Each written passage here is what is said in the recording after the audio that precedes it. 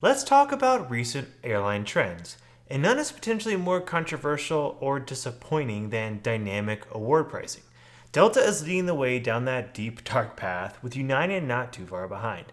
So let's talk about how the transition is going at American.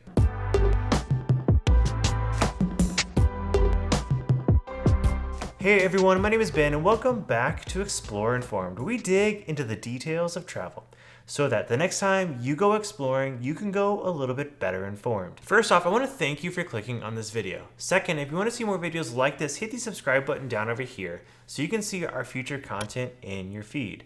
That will help me to grow this channel and make more videos like this. I have talked previously about American Airlines award redemptions. Historically, they have had two types of awards. First, Mile Saver, the cheapest and least flexible option, and Anytime Awards, which are more flexible but required more miles for an award redemption.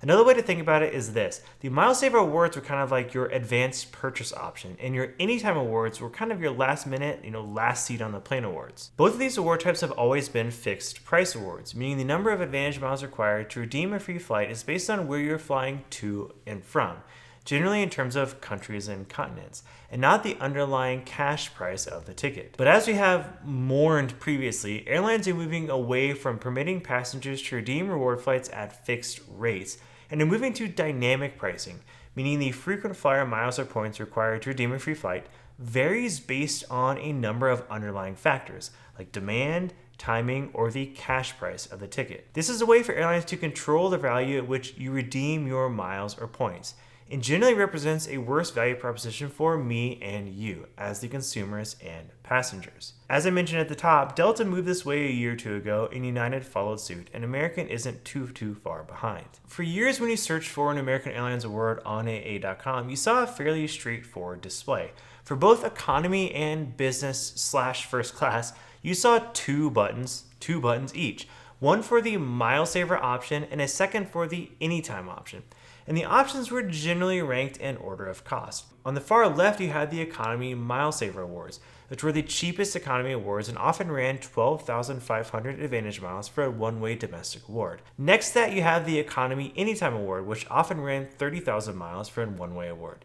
To the right of that, the Business or First Mile Saver Award, which was half the cost of the Business First Anytime Award on the far right side.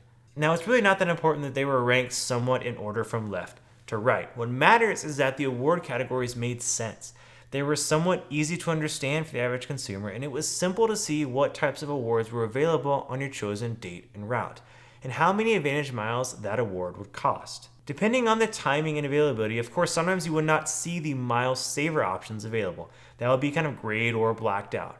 Regardless though, when you actually clicked down into the detail, all the award pricing was pretty straightforward. But that has changed significantly. In 2018, American introduced a new tier of awards called a Web Special. They were launched initially on limited routes and have since been expanded to cover the entire US and some international routes.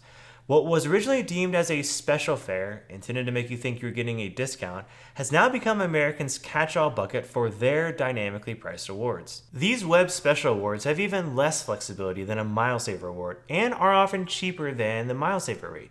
The problem, however, is that this is not always the case. Quite often, in fact, American will have a number of flight options in the Web Special bucket that price out higher than the Mile Saver rate.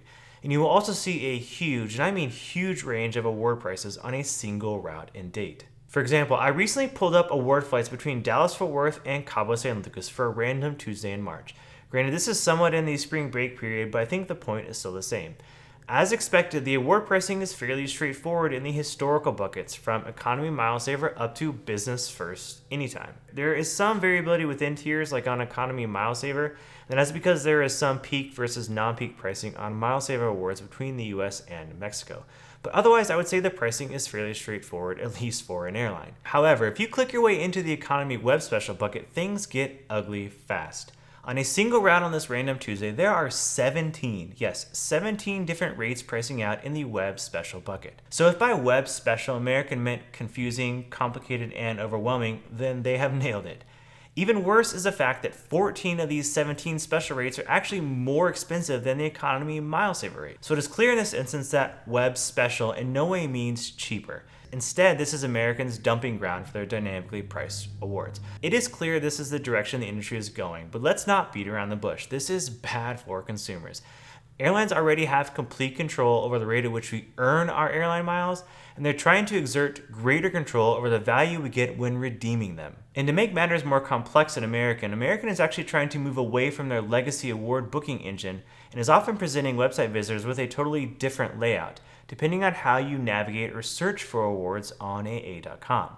Now, this new layout has a few specific issues. First, it defaults to showing you round trip pricing if you're searching for a round trip award, which I suppose is good, but it's harder to understand or see what the cheapest award option is on each leg of your trip.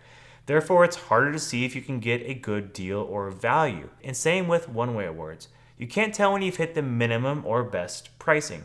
But that is kind of the point of dynamically priced awards. With traditional fixed price awards, while you may have historically seen some spikes in award pricing on peak days or routes, you knew with confidence that you were getting the best deal possible if you could find an award flight at the lowest published price on the award chart. But if the award chart is gone, there's not really a standard or benchmark to compare to when evaluating award pricing.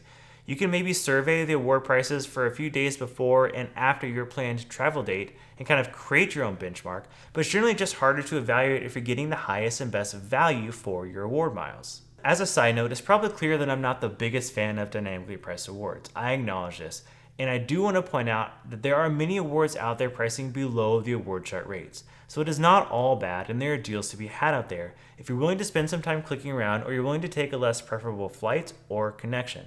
But this trend is still generally a bad one. So, disclaimer aside, how does the award pricing in American's new award engine compare to what we saw previously in their legacy award engine? Now, I ran this comparison on a different day, so the pricing will differ from what I showed you earlier, but the pricing matches across the two award search options. And to be frank, that's not what I expected. I'm surprised American can manage to get that correct, given some of their operational and IT challenges. In fact, the only differences I see are the prices for standard, Milesaver, and Anytime awards, which didn't show up in the web special bucket.